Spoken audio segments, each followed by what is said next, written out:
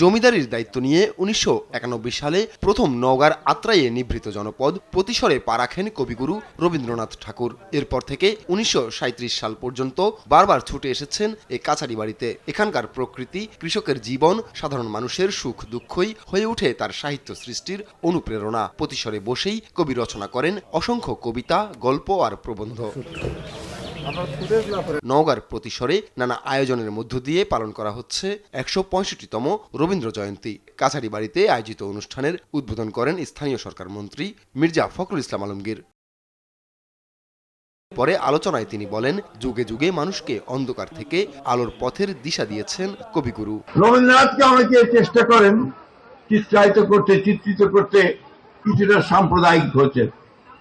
আমি মনে করি যে সেখানে তাদের জ্ঞানের অভাব আছে, অনুভবের অভাব আছে, এবং সেই ক্ষেত্রে তা পরিষ্কার করে বোঝেন না। রবীন্দ্রনাথ বিশ্ব মানবতার কবি, এবং তার কবিতা দিয়ে আমরা আমাদের জীবনকে সেভাবে ধীরে সাজাতে পারি।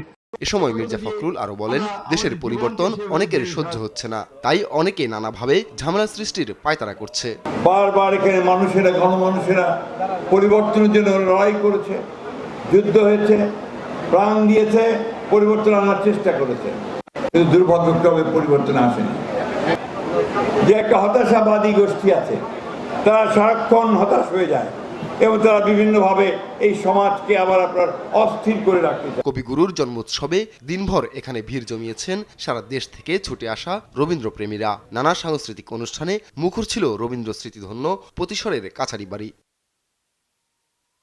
আপন অপু, নিউজ ডেস্ক, দেশ টিভি।